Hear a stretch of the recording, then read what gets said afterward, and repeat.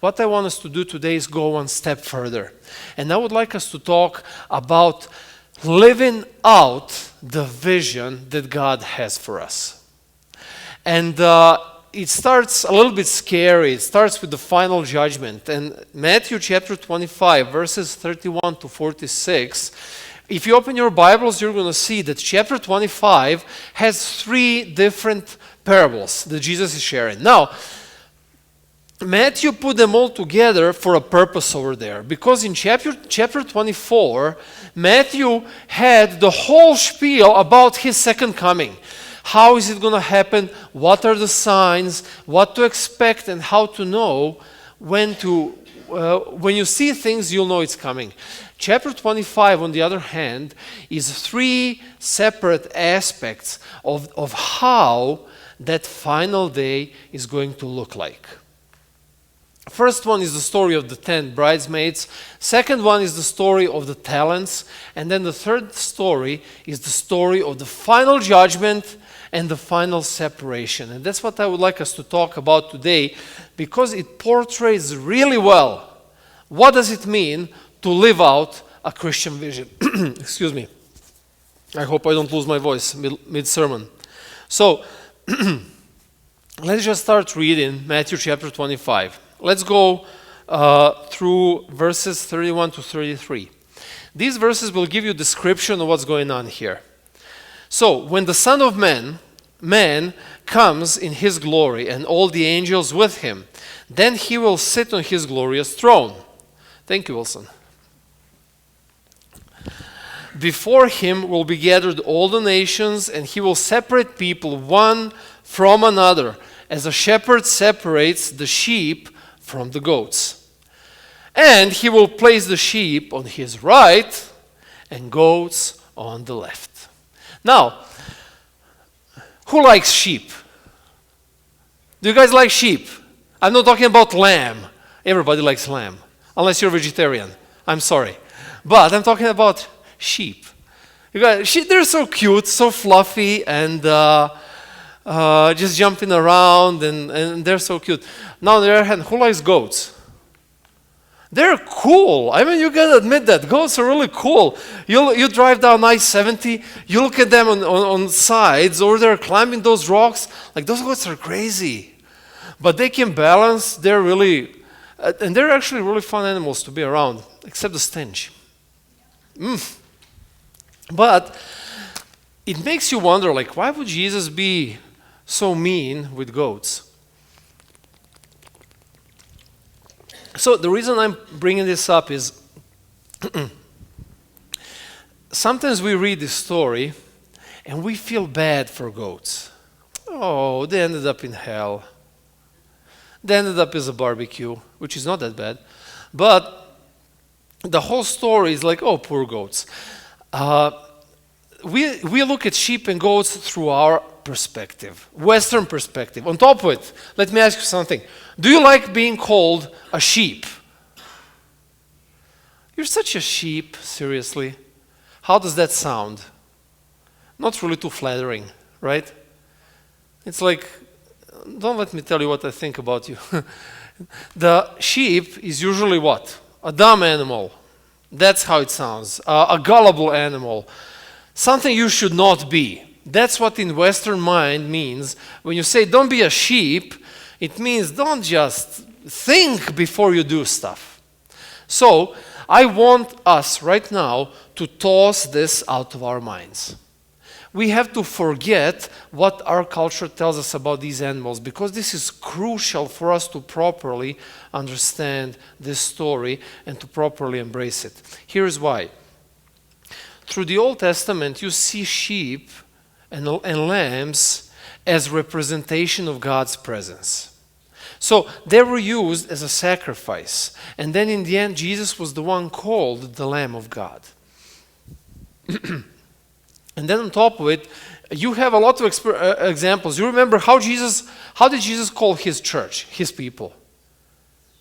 And I have other sheep there, and I'm going to gather them all together. So Jesus looks at his church and he says, this is my sheep because I'm the shepherd.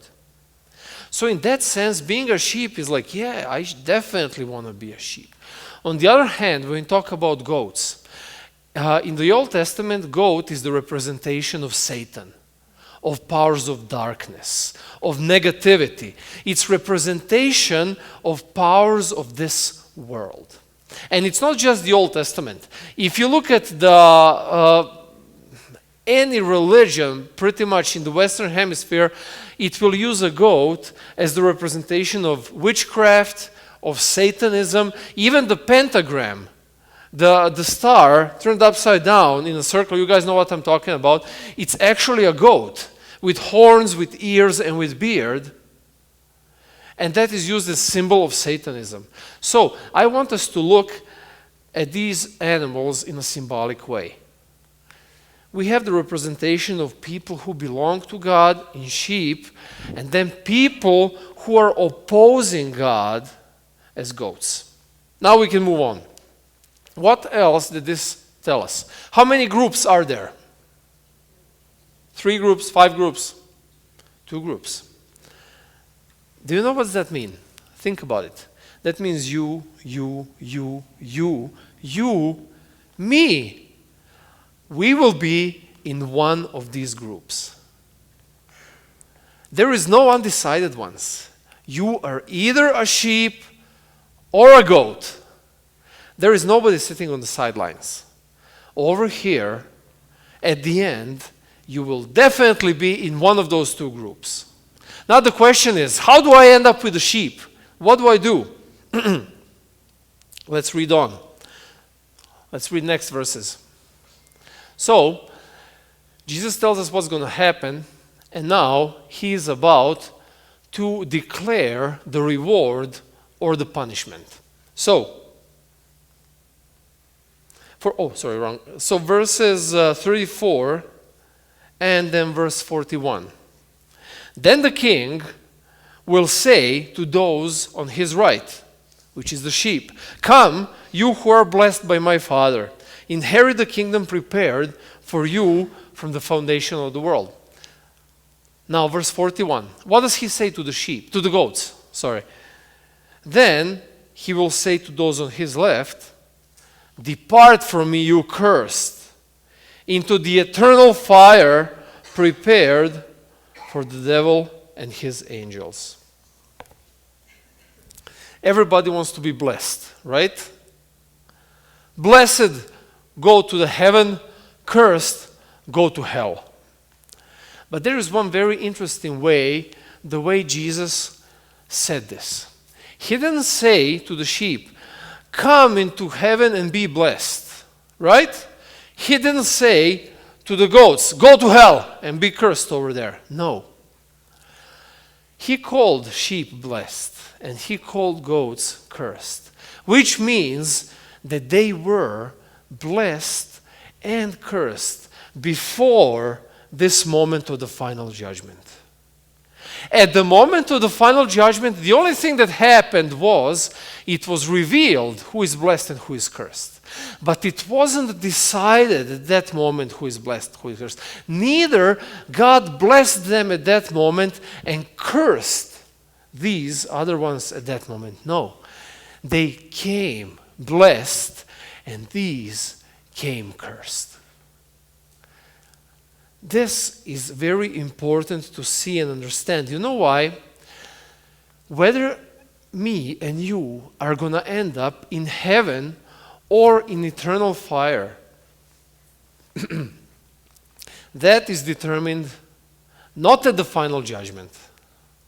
It's determined right now. It's determined today. We like to see the second coming, Jesus is going to come and then he's going to make all of these decisions. No. This is pretty clear. Being blessed or being cursed, it's a state that you and I are in today. Because here's the thing, I might not wake up tomorrow. This might be my last day on earth. What then? What's the next day for me? The final judgment. So if I'm blessed today, I'm good. If you are blessed today, you're good. But are we all blessed? That's the question. And that's what I would like us to talk about. Okay, let's go into the next verses of the explanation. These verses are pretty simple. So verses 35 and 36, and then we're going to read verses 42 and 43. What is Jesus telling them? Why did they go to heaven? For I was hungry and you gave me food. I was thirsty and you gave me drink. I was a stranger and you welcomed me. I was naked and you clothed me. I was sick and you visited me. I was in prison and you came to me. And then verse 42 and 43 give the explanation to the goats. And literally the same words, right? For I was hungry and you gave me no food. I was thirsty, you gave me no drink. I was a stranger and you did not welcome me. Naked, you did not clothe me. Sick and in prison, and you did not visit me. Now, do you guys see a pattern that Jesus built over here? What is the first thing that we see? What is the first thing that Jesus says? I was hungry. I was thirsty. What else? Naked. I was a stranger. I was in prison. I was sick. Yes. So first thing that Jesus puts here is need. There is a pattern here. First thing that Jesus points out, this is a need over here. Are you hungry? Are you thirsty? Are you naked? What is the next thing? We have the addressing of the need. And then the third step that we have is the resolution of that need. So, this is the question for you guys. Where do the sheep and the goats differ? When it comes to this pair, need, addressing of the need and resolution of the need, where do the sheep and goats go apart? What do you say from the verses that we just read? How does it seem to you? Is it the step one? So, did they see the need? Both sheep and the goats saw the need, right? That's what Jesus says. I was hungry, you fed me. I was hungry, you did not feed me, right? So all of them were aware of the need. What is the step two? Addressing the need. Did both of these address the need? That's what I thought until this week. But think about it. And this is what dawned on me, and that's why Jesus made only two groups in this story. Sheep, what did they do? They addressed the need.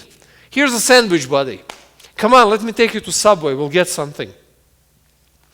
What did goats do? They also addressed the need, but in a negative manner. They didn't do anything about it.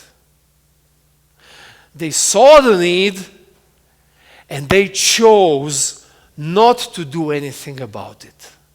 You see, this is why Jesus puts us only in two groups. And this is very important because here's the thing, guys.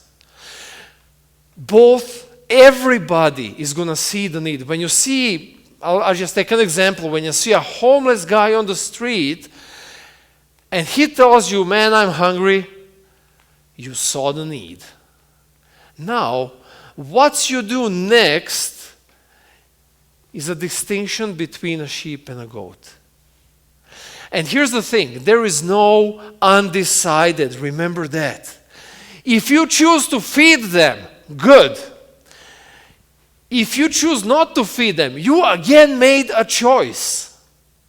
So when you see a need, you're automatically making a choice. It's either going to be a positive or a negative one. That's why Jesus says nobody's on the sidelines. You're either a sheep or a goat. But the crucial difference is this. When sheep acts,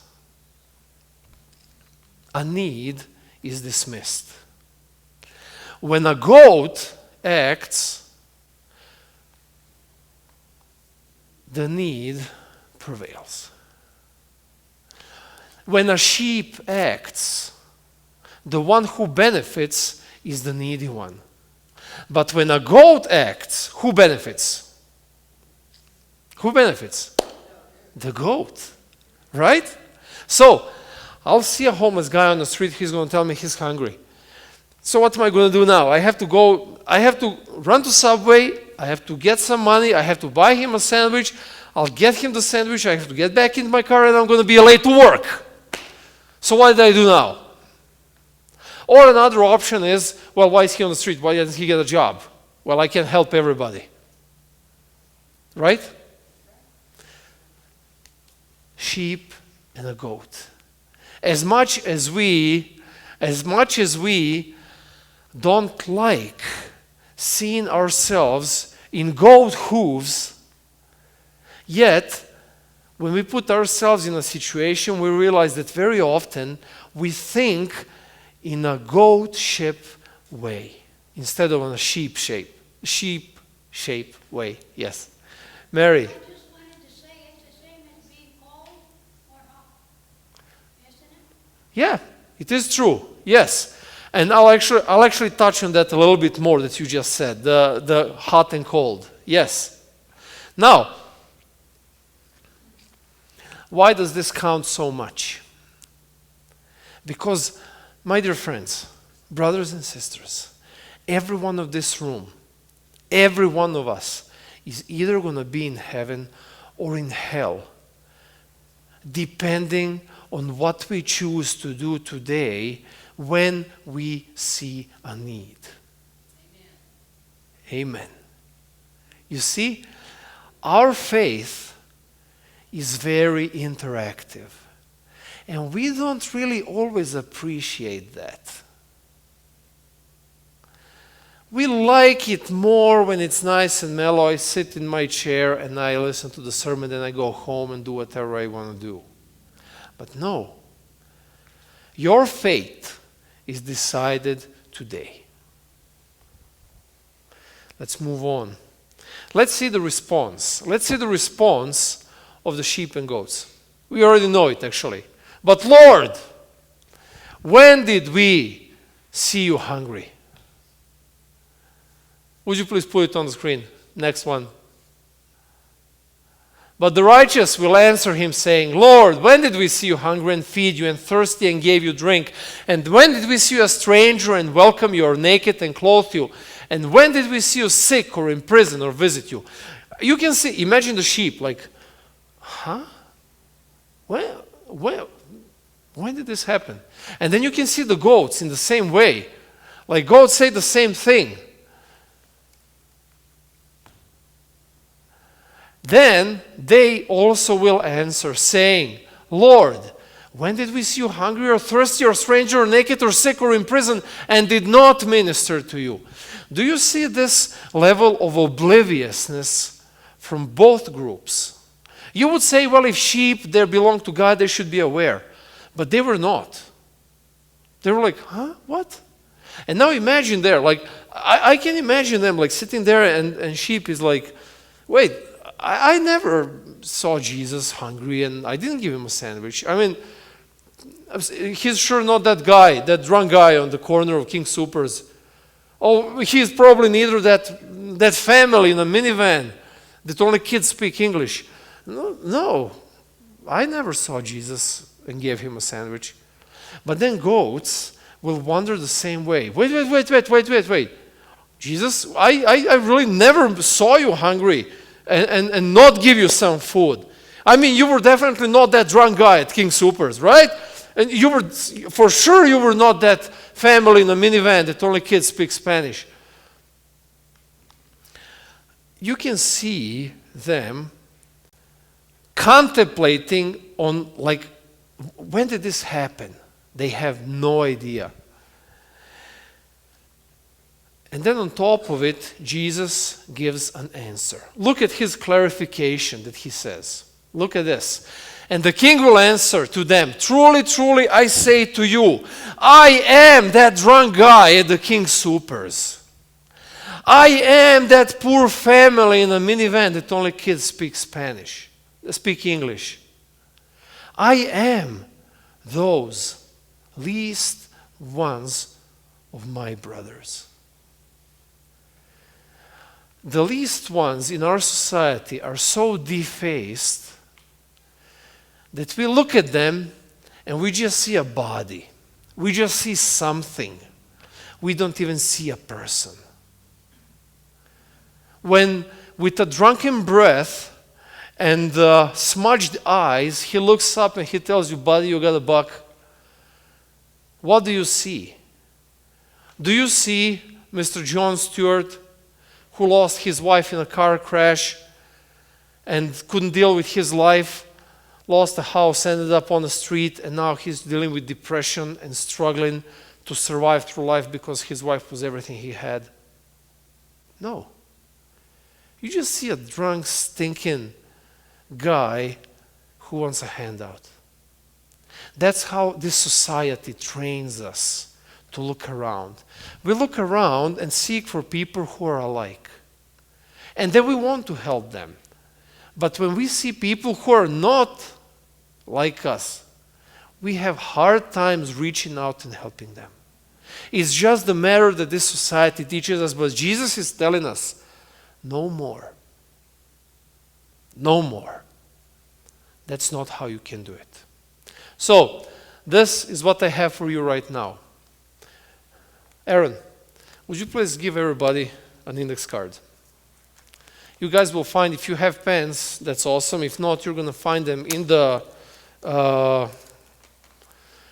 chair in front of you. If you don't find it in the chair in front of you, there are some pens in the back over there.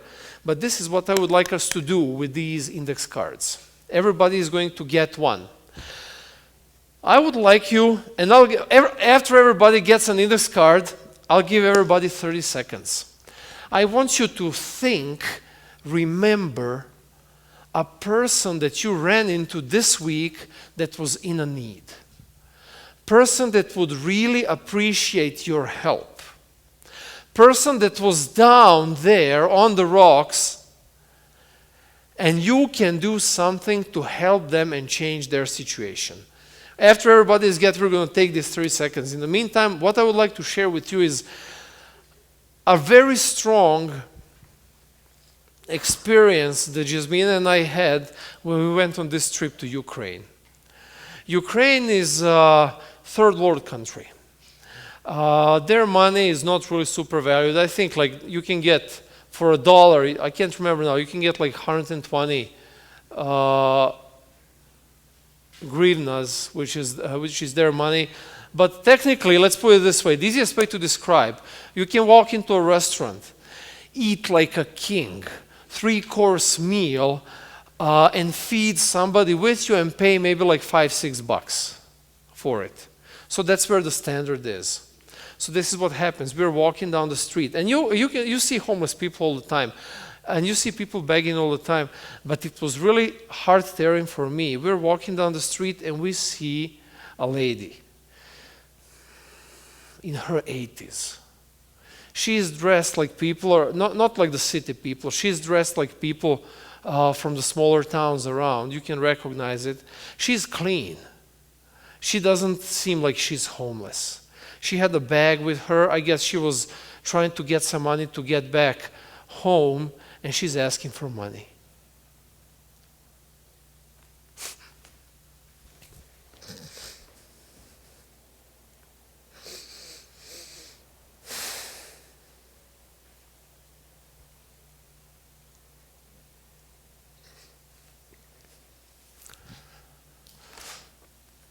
Excuse me.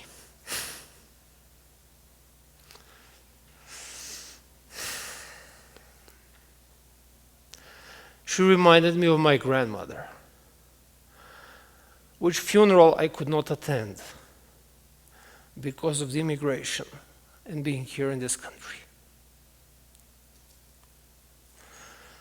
So Jasmina gives her 100 or 200 grivnas, which is like less than $2. And the lady is like, no, no, no, no, no. And I'm like, okay, take it. And she's like, no, too much. She speaks in Ukrainian, too much.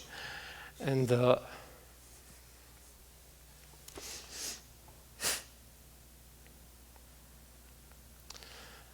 She takes the money out of her bag. She takes like 80 hryvnias or something, and she wants to give us back because we gave her too much.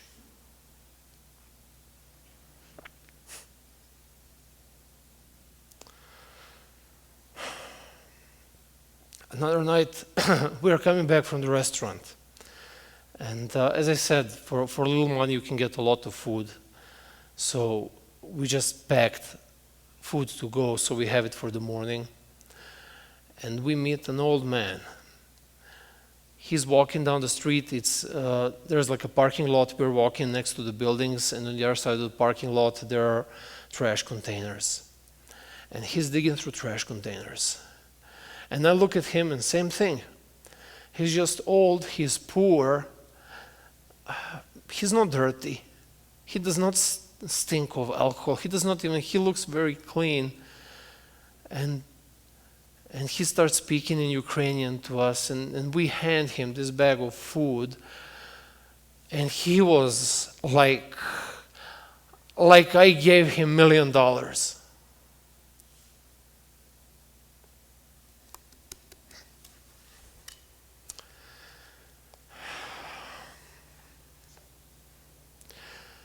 We can't walk.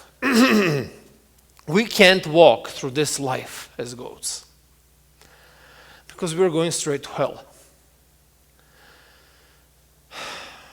That is a highway to hell, my dear friends. Live a goat-shaped life. We can't ignore the needs of people around us. Look at what God gave you. God gave you a car to come to this church. God gave you a job. God gave you 2 hands and the wits to make a living. And you are free. You're free to come here to church. You're free to go and live your life however you want. There are people who are not that lucky. Some, yeah, you can blame them. But some you can't. Nevertheless, when you see a drunk people on the corner of King Soopers, you don't know if he deserved it to be there by his stupid choices, or he was just handed a bad hand in life. We don't know that, and it's not ours to know that. Ours is to live a sheep-shaped life. No matter who that person is, no matter how they look like, we don't care. We are here to alleviate the pain. We are here to do everything we can for the pain to go away. Our Street Beat ministry, we go and feed the homeless. Yeah, everybody says, well, you just give them food, you don't really help them, which is true. But the Salvation Army that we partnered with, you know what they do? When you go, if you're a homeless person, you want to get into that program over there. First of all, you have to make sure that you're not drunk, that you're not drinking, or that you are in a program, in some kind of a recovery program, and they will help you and find you a program to sign up for. You have to attend that program. You get in there for free, you can sleep in a mattress. If you pay $20-30 a week, you can get a bed with a locker. But in order for you to stay in there, winter, summer, whenever, you have to be sober. You have to have a job. And they find you jobs. They find you programs.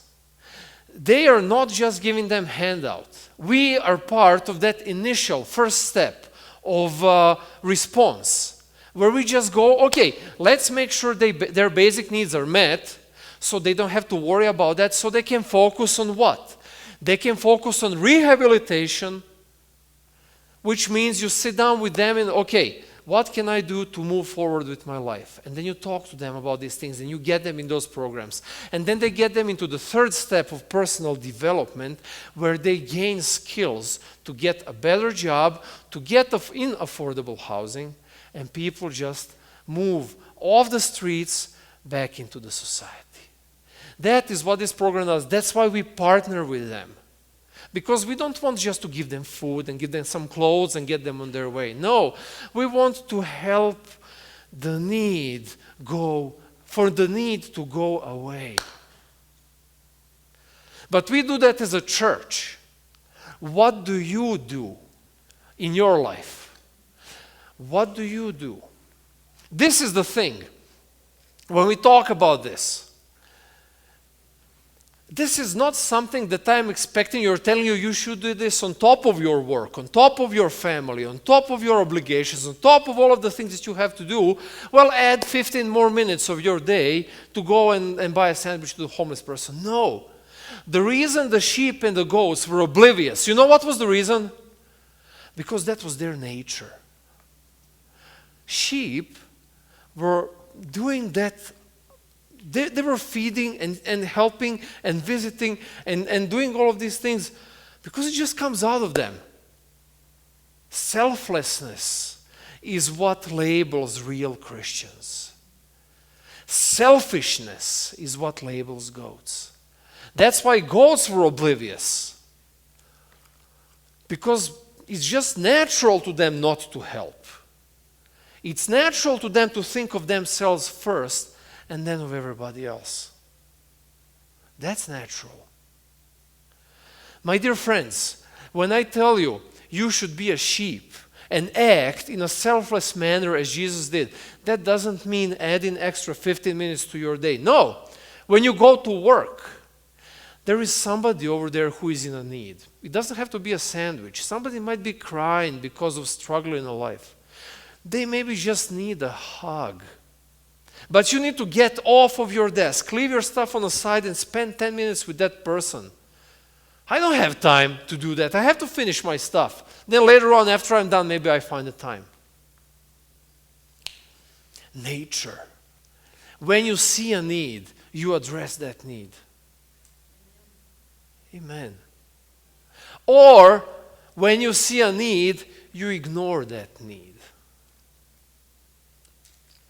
When you are driving home, when you're in the store, when you're on the street, when you're at home with your family, how many times I've heard of unaddressed needs in a family because either parents are too busy getting things going and doing everything, not even being aware of their kids' needs for attention, or parents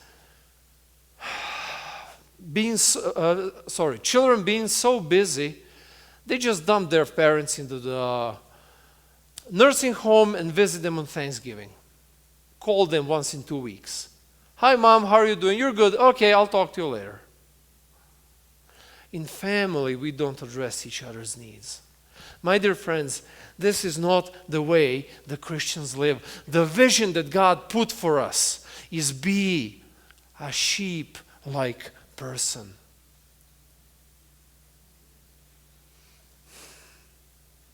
So, index cards. Write down the name of the person that you ran into this week that you could have helped. If there is no name, write a description so you remember who we are talking about. And I want you now to think about that person, and I want you to put the face of Jesus on that person. Look at that person again in your mind with the face of Jesus. What are you going to do now? What are you going to do now about it?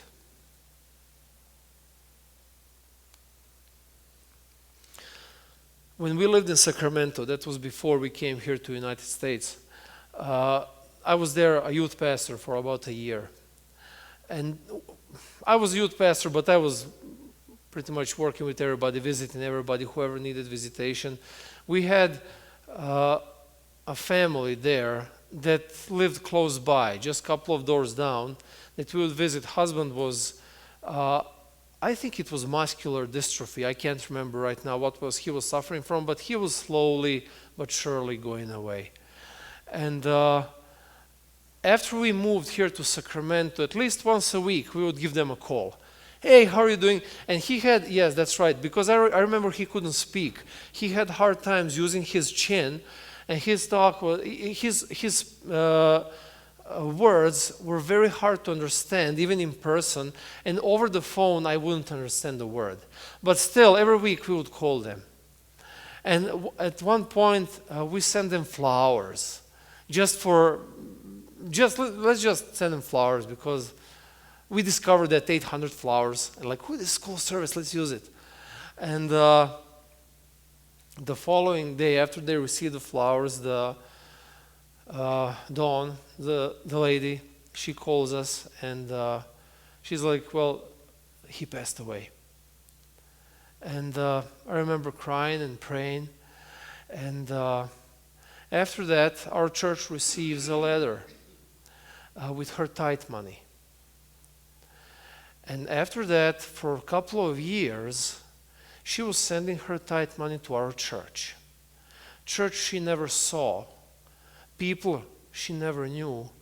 But all that she said, in 6 months of his illness, pastor visited him twice. And he was always looking forward to a phone call from you guys. And then she donated a minivan for our food bank at the time. And anytime we would have some kind of for Florida, yes, two years ago when we had that hurricane response to Florida, she donated, I think, like $800 for us to be able to afford to go to that trip. The reason I'm saying that, a phone call will make a difference in lives of people around you. It doesn't have to be something huge. It doesn't have to be a feeding the homeless. It can be very small. But the whole point is us being attentive. Us being the sheep of Jesus. Us living a sheep-shaped life. 2 ways that we can achieve that. I have 2 more verses for us to read, and then we're out. 1 Corinthians chapter 3, verses 16 to 18. How do we achieve this nature of a sheep? But whenever someone turns to the Lord, the veil is taken away. For the Lord is in the Spirit, and whenever the Spirit is in the Lord, there is freedom. Also, all of us who have that veil removed can see and reflect the glory of the Lord. And the Lord, who is the Spirit, makes us more and more like Him as we are changed into His glorious image. Step 1 for all of us for this week. Do you want to look like Jesus?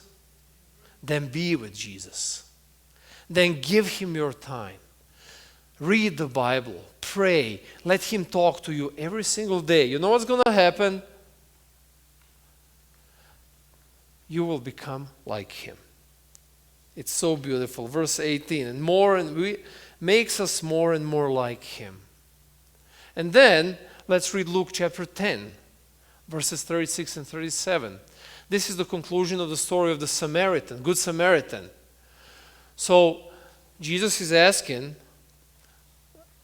this man who asked him a question. So, which one of these 3, and 3 is the priest, the Levite, and the Samaritan, which one of these 3 was the neighbor to the man who was attacked by bandits?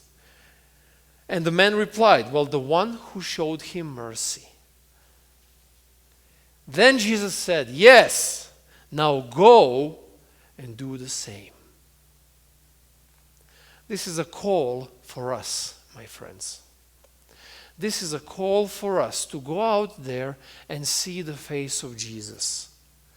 Let's see some faces of Jesus on the screen, just to give us an idea. Do you know someone abused?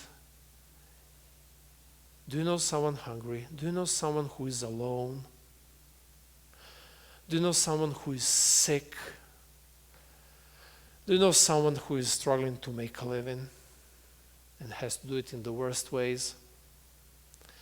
Do you know someone who is so deprived from addiction that can't even open their eyes, can't even think straight? Do you know someone who has no place to be at, who has no shoes? Do you know someone who is depressed because of the pain of their heart? Would you please bring back that photo? This is the story that Jasmina's professor shared us. This girl, this is from Kenya. The oldest girl that carries the baby and the brother behind her,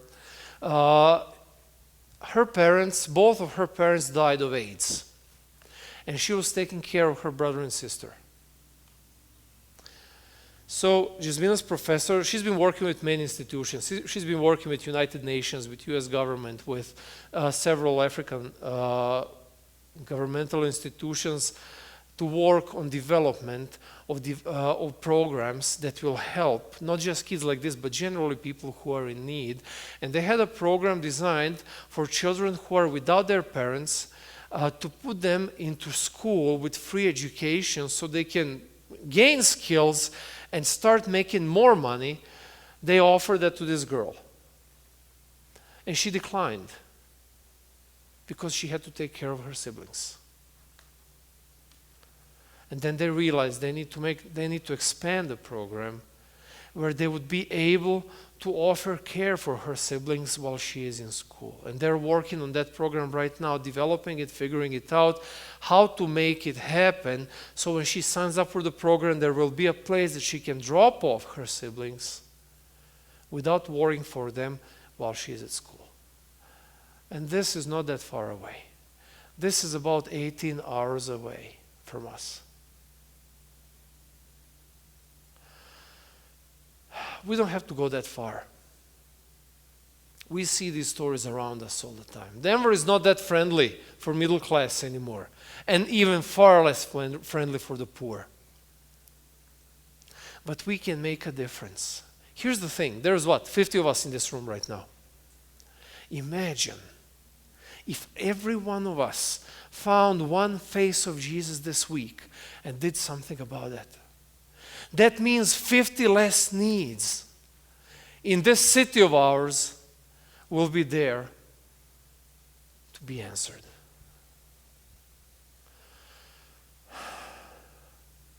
Yeah, we can do things for these kids too. The first church, if you look at the New Testament, the first church in Greece was raising money for the poor in Jerusalem. And then they would collect the money and they would send it by Titus or by Paul or other preachers who would travel. They would send it back. And you see that in Paul's letters. When he writes the letters to the Greek churches, church in Jerusalem thanks you so much for your help. Because the church in Jerusalem was in persecution, they had to hide, they couldn't work, they were struggling, they really needed help. So the church got help. That's what we're doing here. That's why we have this Indonesian trip that is coming in October. Pastor Gordon is going to Indonesia. Again, he's going to visit that school, and he's taking donations that we raised to help them over there rebuild that kitchen that we've been talking about for the longest time. We're making plans for other global projects that we as a church can address. Jasmina met a girl who is from Armenia. 75%, this is a statistic you can check to make sure that I'm not making this up. About 75% of households outside of the capital have no sanitary water supply. It's a mountain country, they're struggling to get water, and they usually have they're struggling to get water, then to sanitize it, and then to use it. And there are programs that are helping them with that. There are programs that are those deep welling programs that are actually digging the wells for them. But again, they as a country can't afford it. After the Soviet era and after all the wars they went through, they're still struggling to barely get back to basic, not even normal, but basic. That's something we can do to help. Or we can do something here. We have our members here. Like, I'll bring some up. The same ones that I brought in the first service. For example, Bill Hardin. He is getting closer to 100. Next year, he's going to turn 100. He built this church. He lived in his house for longer than most of us are even alive. And they had to move him to a nursing home. After like 70 years of living in his house, he's in another place, in a foreign place with unfamiliar people. He would appreciate a visit. Or Michael Shortridge. The doctor officially put him last week on a hospice home care. And they gave him 6 months. He has 3 kids, a wife, and he has 6 months. He may not be for a visit, but he would sure appreciate a phone call. Just knowing that we are praying for him, that we care for him. And I'm sure, and I really hope, that your index cards are written out. Take them with you. Don't allow the goat nature to prevail. Don't walk through this coming week without addressing the needs. Allow yourself to be inconvenienced. Because Jesus was very inconvenienced. Yet he kept going, he kept doing it.